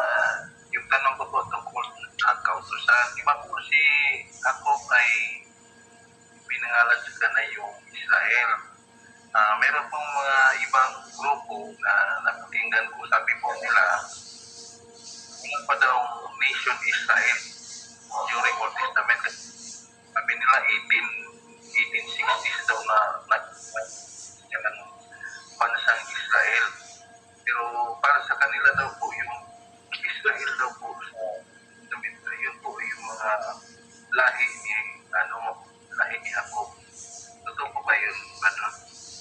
Ang pangalan ng bansa, totoo yung sinasabi mo, ay 1945 nga. Panahon pa ni Hitler yun, saka na-regular yung pangalang Israel, yung bansa. Pero kinuha doon sa tribe of Israel yung pangalan sa bansa, yung land of Canaan. Kasi yung lupang pangako doon sa land of Canaan, yung pumasok doon, yung mga taong lahi ni Jacob, doon kinuha ang Israel. Basahin natin kay Genesis 32. Kung di ako nagkamali, Genesis chapter 32 verse 20. Yung tigbasa nating Ilonggo dyan, baka makauna siya, mas maganda yung Ilonggo. Genesis 32. Ito na, 32 verse 20. And he said, thy name shall be called no more Jacob. And verse 27, ito, and he said unto him, what is thy name? And he said, Jacob. And he said, thy name shall be called no more Jacob, but Israel. For as a prince has thou power with God. If doon nag-umpisa, pinalitan yung pangalan niyang Israel. At saka yung mga anak niya, tinawag ng mga the children of Israel. Ito, Exodus chapter 1. Exodus chapter 1 now, these are the name of the children of Israel. Doon kinuha. Which came from Egypt. Every man and his household came with Jacob. Reuben, Simeon, Levi, Judah, Issachar, Zebulun, Benjamin, Dan, Naphtali, Gad, Asher. And all the souls that came out of the loins of Jacob were 70 souls, for Joseph was in Egypt, ready. And Joseph died, and all his brethren, all the generation. Tinatawag sa verse 7, and the children of Israel, yan. Itong 12 tribes, nagmula, pinangalanan sila ng anak ng Israel, the children of Israel, galing kay Jacob. Ay yung mayroon na silang bansa, yung pangalan nila, pinangalanan ng Israel. Yan. Pero galing sa pangalan ni Jacob yon. Galing sa pangalan ni Jacob. Eh dito naman sa amin, mayroon kaming iskol dito. Ang pinangalan ng iskol, pangalan sa may-ari ng lupa. Oh. At saka may paaralang high school ngayon, pinangalan siyang Aguilar. Apelido sa Aguilar High School. Yon, Aguilar Municipal High School. Sa makatuwid, doon katulad sa pangalang Israel, kinuha yung pangalan niya at yun ang ginawang pangalan sa kanilang bansa. Bago lang yan, hindi naman sa umpisa, galing yan sa Kanaan eh. 7 nations sa Kanaan. Okay po, brother. Pwede po bang follow up ng isang huling tanong? Opo. Ibang topic naman po ito eh. Hindi Okay. sa presentation mo. Okay lang ba? Okay lang. Yun po tungkol po sa Hebrews chapter 6. Doon lang po ako medyo naguluhan yung verse 2. Ano po yung example ng eternal judgment? Yun lang po yung part na hindi ko medyo naunawaan. Acts, kapatid. Acts chapter 5. Ang sagot doon sa Acts chapter 5. Nasaan na yung tagabasa natin dyan na Ilonggo? Wala. Tulog na. O sige, pakibasa nga. Makakaintindi yung isa eh. Si Brother Sam. Makakaintindi yung... Okay, verse... Start tayo sa verse 1. Habang tatako ang pinanganak si Ananias o si Sapphira na sa iya na paligtas si pagkabuto. Tatlo, Sige, tuloy lang, tuloy. kakin likman niya ang bahay sang pili. Kagaibalan ini sang iya asawa kakindala ang isang na bahay kaginunang ini sa tilang mga apostol. Habang si Pedro Ananias nga palaging tingog ni Satanas imo tagituon sa pagsawalaan ng Espiritu ba sang bilisang ba sang imo pa ini hindi bala imo ini nga kaugal kag sa pagbalik ka na ini wala bala sa imo kagamhanan nga bala nga napa ino mo initang sa imo tagpuan wala ka magabong mga tao kundi sa Dios sa 5 kag sa pagkabati ng Ananias sining mga pulong napukan Yan po ang sampol. Yun. Thank you. Yun po ang eternal judgment. Yung mga apostolis, mayroon silang karapatan. Kung anong gusto nila, automatic patay. Katulad ni Ananias. Eternal judgment yon. Tingnan mo ha, ituloy ko. Tuloy. Sa 5 sa pagkabati na ni sining mga pulong napukan siya kag nabugtuan sa ginhawa kag indako nga kaklong na kabating at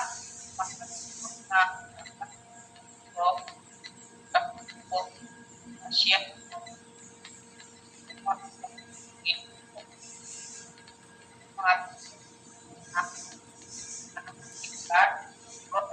nawa na wala ito sa nahanap Pedro sa kung ninyo ang sa mga bilik naging sa niya Pedro nagsisintina nga abad na nagkasugtan sa pagtulan isa ito sa Ginoo. Yari karon tagnaan ang tiil sang naglumog ang imana dal ta nila tagwa. Niya bukan siya sa kadto sa dila ni Bet. Ta nabukan sang ginawa Yan po. ang nagsulod. Yan po ang sample, kapatid, sa eternal judgment. Yung mga apostolis noon, mayroon silang karapatan. Pag ang isang tao sumusuway, may karapatan silang automatic patay yung tao. Wala na ngayon yon, hindi mo na kaya. Bigyan kita ng sample pa. Chapter 13, Acts. Acts 13. Oh, 13. Start tayo sa verse 9.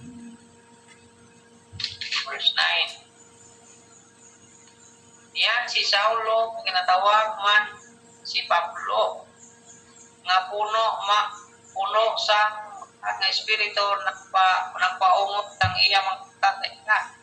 Kag nagsiling, o nga naman sang tanan nga limbong, sang tanan nga kalagit, ikaw nga anak sang Eva, ikaw nga tao, tanan nga pagkamataro, hindi ka magpatiko sang tatlo nga mga dagat sa Ginoo.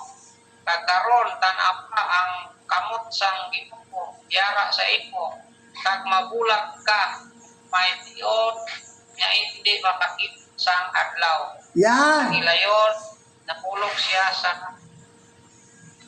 Yan po ang sample sa eternal judgment. Yung mga ngaral noon, mayroon silang karapatan. Pag sabi mabulag ka, bulag talaga. Pag sabi ng ngayon, patay ka talaga. Yun ang sample noon. Yung mga apostolis, mayroon silang karapatan.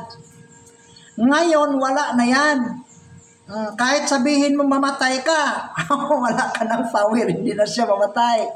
Mabulag ka, hindi na mabubulag. Bakit? Wala na tayong karapatan, wala tayong power na. Tinatawag na deed works na yon. Yung mga gawain noon ng pagja-judge, deed work. Okay, basahin natin na Hebrews chapter 6. Hebrews chapter 6. Therefore, leaving the principle of the doctrine of Christ, let us go unto perfection, not laying against the foundation of repentance from deed works. Ano yung deed works? Katulad yung pagja-judge. Pag sabing mabulag ka, bulag. Patay ka, patay. Buhayin ka, mabuhay. Ganyan. Deed works na yon. And of faith toward God, kahit paniniwalaan mo yan, hindi na siya tatalab. Of the doctrine of baptism, yan, deed works. Of laying of the hands, yan, deed works. Of resurrection of the dead works. Hindi mo na kayang buhayin yung patay.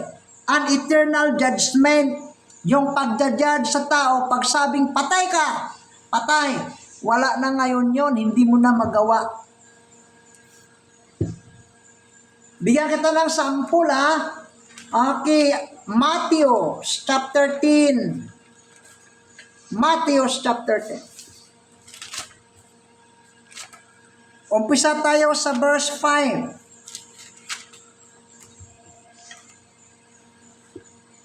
These 12 sent forth and commanded the sayings, go not into the way of Gentiles and into the city of Samaritans, enter ye not, but go rather to the lost sheep, the house of Israel.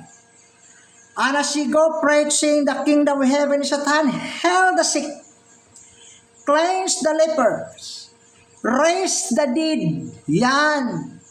Bubuhayin yung patay. Cast out the devil freely and receive freely give. Ngayon, yung pagbubuhay, yung patay, bubuhayin natin, deed works na yon. Di mo na kaya, hindi ko na kaya. Baptism, ganun din. Pagpapatong ng kamay, ganun din. Tinatawag siyang deed works. kahit pagawin natin, di na siya mag-epek. Kasi fulfilled na ang revelation, kompleto na yung Biblia, at hindi na kailangan magpakita tayo ng miracles upang maniniwala yung tao. Bakit? Mayroon nang nakasulat na dapat nating ipangaral. Yan. Baka may follow-up kayo, kapatid. Okay na, Brother Rod. Thank you. Welcome. Welcome. Oh, may time pa. Ano? Mayroon pa, konti. 5 minutes. Oh, Okay, may isa. Last question. last na. Sige, may paano ba dyan? Si Lando, Fuentes.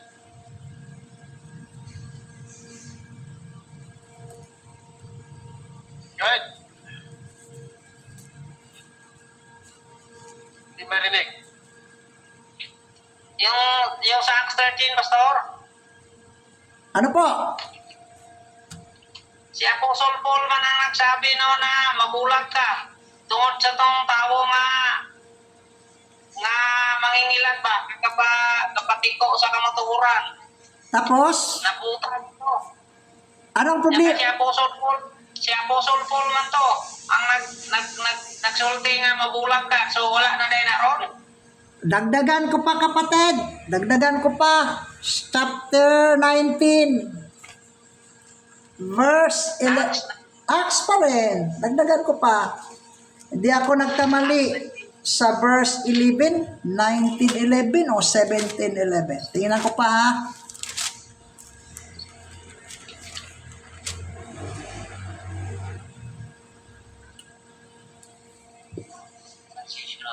Sige, verse 11, 19:11. Basa, kapatid, sa Inilonggo. 11. Oh. Ang ginahimo sang Dios ang pinasahing ang mga milagro paagi sa mga kamot ni Pablo. Yun. 12. Sa bagay nga ang mga panyo o kung mga tampi gikan sa iyalawas gindala sa mga masakiton kag ang mga balatian nagtaliwan sa ila. Oh. Kag ang malakot nga mga espiritu nagbuwa sa ila. Oh, baka may follow-up ka, kapatid. Amen. Para. Ganito yung kapatid. Ganito yon. Iyon nag-umpisa si Pablo, yung hindi pa nakumpleto yung libro niya. Nag-i-exist yun, pati yung pagpapatong ng kamay. Pati yung pag-judge ng eternal. Mayroon yan. Pati yung gumagawa ng miracles. Pero yung gumagawa nga siya. Start. Pero yung nakompleto na yung sulat niya, hindi na siya makagawa ng miracles. 2 Timothy, kapatid. Basa tayo. 2 Timothy chapter 4 verse 19. Ikan Timothy ano yung pastor? 2 Timothy 4, 19 to 20. 4:19-20.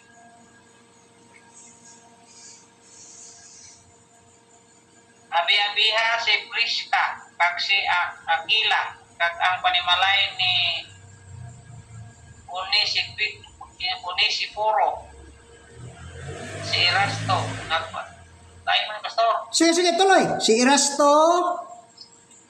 Tuloy. Si Erasto nagpabilin sa Corinto habang si Tropimo nga nagamasakit ginbayaan ko sa Milito. Bakit gibiyaan ni Pablo si Tropimo? Kasama niya yun eh. Bakit iniwan niya doon sa Milito? Ha? Nagmasakit?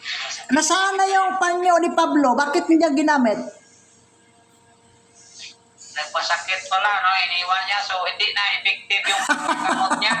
Ganyan, kapatid. Ganyan, okay. Ito pa, 1 Timothy 5:23. So, yung nakumpleto na ang kanyang sulat, habang nakakumpleto, Iniwan na yung pagpapatong ng kamay, yung eternal judgment, yung pagkabuhay ng mga patay, yung pag-aayon ng mga sakit, wala na. Wala na, hindi na idiligit doon sa kanila. Katulad sa atin ngayon. 5:23, 1 Timothy. 1 Timothy 5:23. Oh, 5:23. Dili na mag-inom sing tubig, kundi magamit sing diutay nga alak tungod sa imo tiyan, kag sa imo masunson nga mga balatian. oh. Bakit si Timothy sabi ni Pablo kailangan siya ng little wine para sa kanyang sakit? Nasaan na ba yung power ni Pablo? Ang sagot, Liwanag na. wala na. Kasi ganito yon. Yung pagpapatong ng kamay, pag-ubuhay muli ng patay, pag-eternal judgment, yung water baptism, ginagawa nila yun during transitional period. Yung hindi pa nakumpleto yung Biblia at hindi pa ipinangaral ng lubos yung dugo ni Kristo. Pero ngayon, kumpleto na yung Biblia. Hindi na kailangan bigyan pa tayo ng kapangyarihan katulad nila noon. Si Pablo, dumating ang panahon, si Pablo, hindi niya kayang galingin. Nag-advise na lang siya, little wine. At saka yung kasama niya, nagkasakit, iniwan talaga. Yun nagpapatunay, yung power niya, wala na. Okay, hanggang lang tayo dito. Next time naman, kasi ano ng oras, 10:03. Oh, may pahabol dito, brother. Sige, pahabol, isa na lang. Sige. Sabi niya, paano kayo mag-dedicate ng bahay, sasakyan, at iba pang material possession? Kasi yung ibang pastors, yung ginagamit po sila ng anointing oil. Parang ganun. Gumagamit ka ba ng anointing oil pag nag-dedicate ng bahay, sasakyan, o materialis? Parang ganun. Thanksgiving lang kapatid. Thanksgiving. Pasalamat lang. Ipasalamat yung lahat ng bagay. Gumamit ka ba daw ng anointing oil? Hindi. Wala na.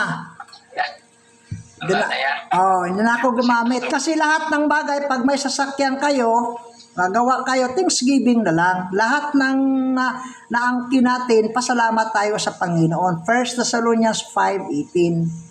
Ganyan na lang. Kasi wala naman tayong kapangyarihan Pero, pag mayroon tayong mga sakit, mayroon namang mga herbal, yung mga natural. Sakit-sakit mayroon tayong herbal dyan. Sakit sa arthritis, mayroon tayong herbal, diabetes. Hindi naman power yan na galing katulad yung mga apostolis noon. Mga natural lang yan. Yung masusing pag-aaral sa mga tanim. Epektibo pa rin. Ganyan. Pero yung mga power katulad noon na direct from God at natanggap nila, ginamit nila, may eternal judgment, wala na yan. Wala na. Hindi natin kaya. Kahit sabihin mo yung mga masamang tao, hanggang bukas ka na lang. Pagkakinabukasan, mayroon pa rin. Wala na yan. Hindi katulad nilang Peter, Pablo, unang mga ngaral. During transitional period lang kapatid. Okay, so, si Sir Benji, umabol. Sige, Sir Benji.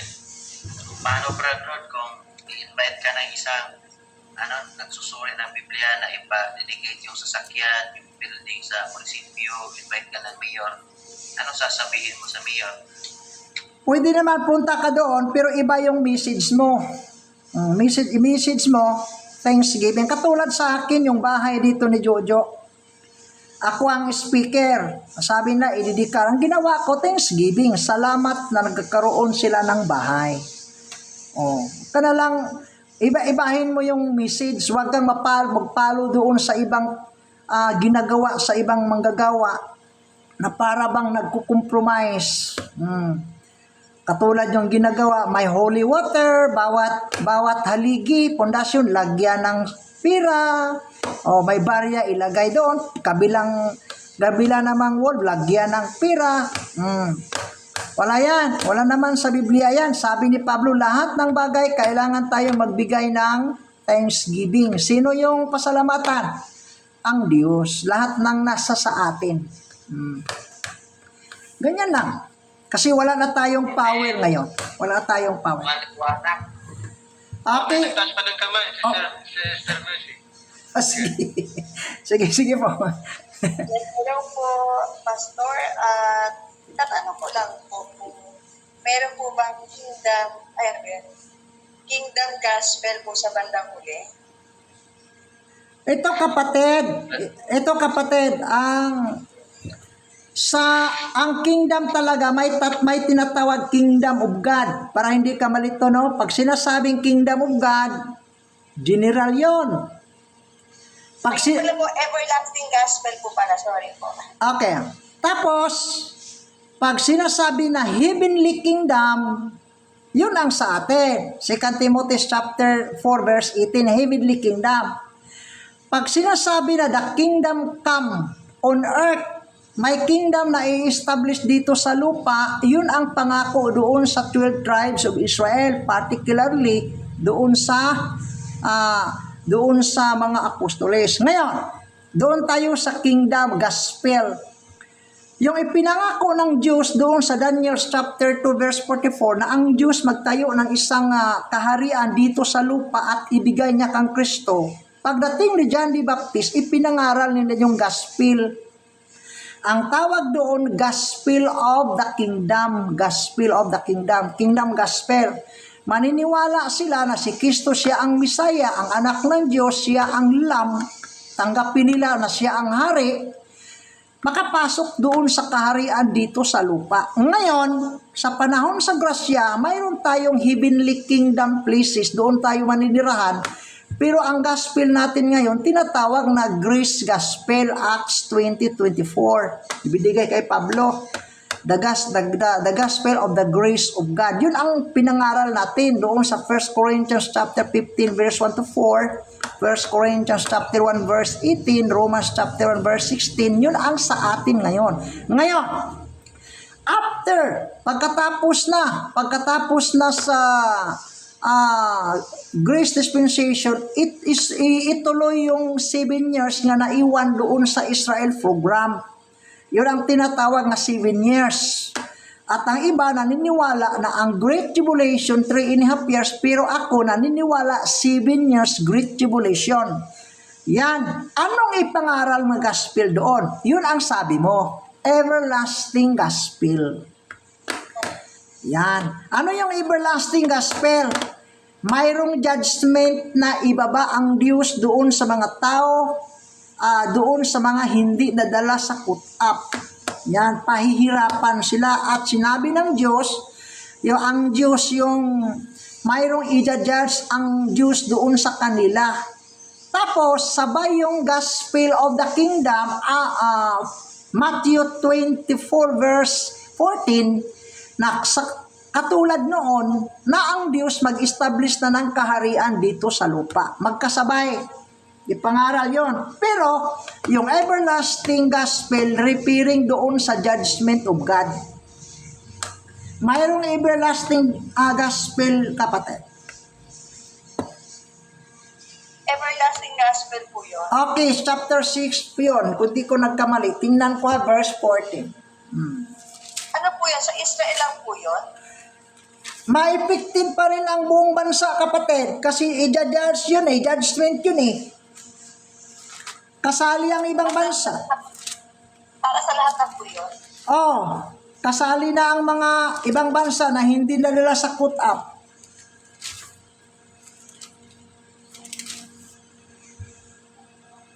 Chapter 6 verse 14. Hindi. Chapter 6 verse 14. 14:6. Babasahin ko, kapatid, babasahin ko para masabi mo na kasali ang judgment dito.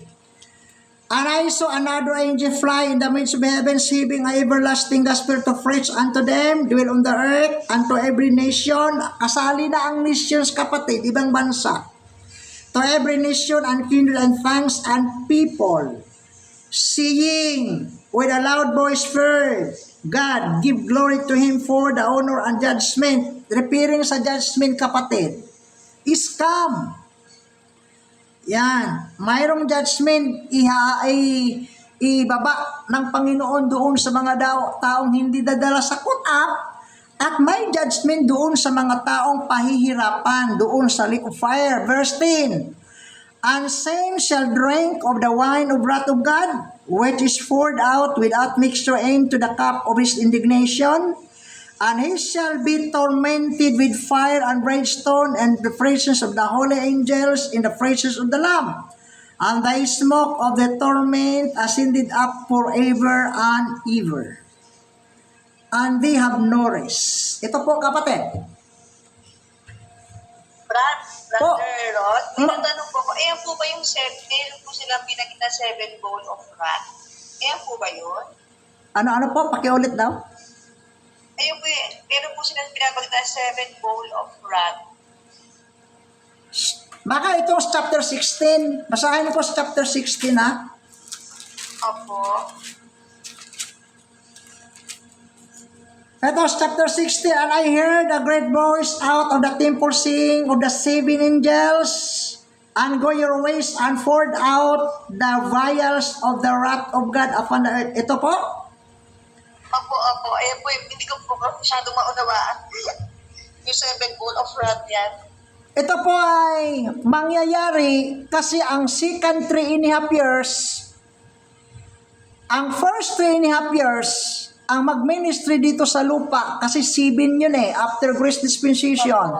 7 years. Ang first 3.5 years, yung 2 witnesses ang mag-ministry. After 3.5 years, lalabas yung beast. Galing sa bottomless pit, papatay yung 2 witnesses. Tapos, i-continue niya ang another 40 and 2 months. Sino yung magpatuloy? Mag-ministry. Yun ang beast. Yung servant of Satan, chapter 12, verse 4. Chapter 13, verse 4. Sa Revelation 13, verse 4, and they worship the dragon which give power unto the beast, and they worship the beast, saying, who is like unto the beast, who is able to make war with him? And there was given unto him a mouth speaking great things, and blasphemies, and power was given unto him to continue 40 and 2 months. Ang first 3.5 years ang mag-execute 2 witnesses. Second 3.5 years, 42 months, ang mag-continue ang beast. Tapos, yung beast, gagawa siya ng batas, decree, chapter 13, verse 16. And he calls it all. Tata ka ng 666 po ba yan? Opo, ituloy ko lang, pakinggan mo. Verse 16, and he caused it all, both small, great, and rich, poor, and free, bond, and received mark in the right hand and their forehead. Tatanggap sila ng yung mga rich and poor. Lalagyan sila ng mark of the beast, number sa kanyang pangalan, doon sa kanyang noo at saka right hand. And he caused it all, both small and great, rich and poor, free and bands, to receive mark in the right hand or in their foreheads. 17. And that no man might buy or sell save he that hath mark or the name of the beast or the number of his name. Walang kahit sinong makapagbili o bumili maliban may mark ka doon sa noo at saka sa right hand. Verse 18. There is wisdom. Let him that hath understanding count the number of the beast, for it is the number of his man. His number 666. 666. Ilagay doon sa noo at sa kamay. Walang makaaring makapagbili o bumili pag walang mark. Ngayon, itong halimaw, gagawa siya ng kingdom dito sa earth. Gagawa siya ng kingdom kasi siya na ang gagamitin na magkontrol sa buong mundo. Okay, ito, verse 8. Verse 8, and the fourth angel poured out the vials upon the sun, and power was given unto him to scorch men with fire, and men were scorched with great heat and blaspheme in the name of God, which has power to over distinct plagues, and they repented not to give him glory. 11, And the fifth angel poured out his vials upon the seat of the beast and his kingdom. Etong 7 vials, pagdating sa panglima na vials, gigibain na yung kingdom sa halimaw. Kasi gagawa siya ng kingdom eh. Gigibain niya, wawasakin ng Diyos. For how many years mangyari yung 7 vials? How many months? 220 days.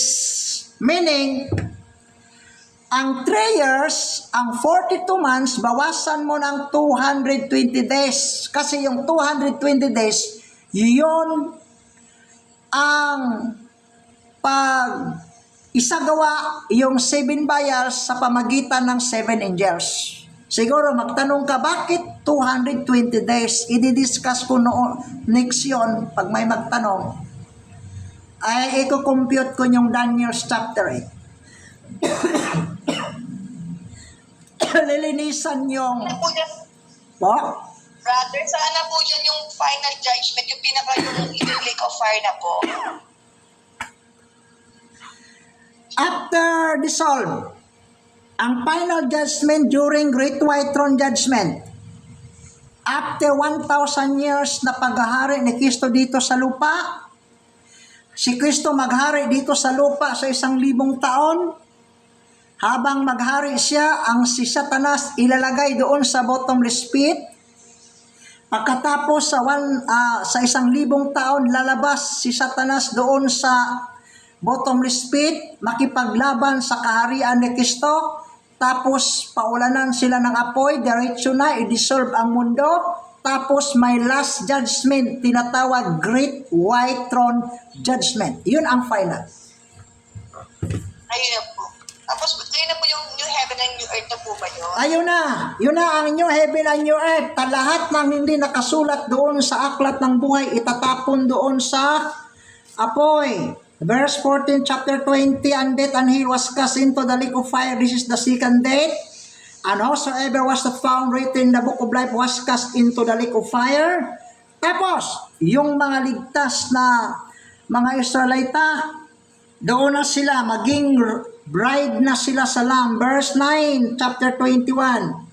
And there came unto me one of the 7 angels, which had 7 vials full of the 7 last plague, and talk with me and saying, Come hither, I will shew thee the bride of the bride, the Lamb's wife. Ito na, bababa na yung New Jerusalem. Yun na ang last na judgment na. Ayun na po yung earth para sa mga Israelites. Ayun na po yun. Yung mga Israelites, doon sila maninirahan sa New Jerusalem. Yung mga ligtas na mga Gentiles, doon sa labas sa New Jerusalem. Kasi may mga ligtas namang mga Gentiles doon sa final judgment. Doon sila sa labas sa New Jerusalem. Ay, awesome. Thank you po, Brother Rod. Okay, welcome. God bless po. Okay, so thank you. At ang ating oras is 10:20. So maraming salamat po kay Brother Rod at sa iba, sa ating lahat at sa mga questions. Maraming salamat. At sige po, i-close natin sa prayer. Salamat sa mga nagstay at alam ko po marami po kayong natutunan.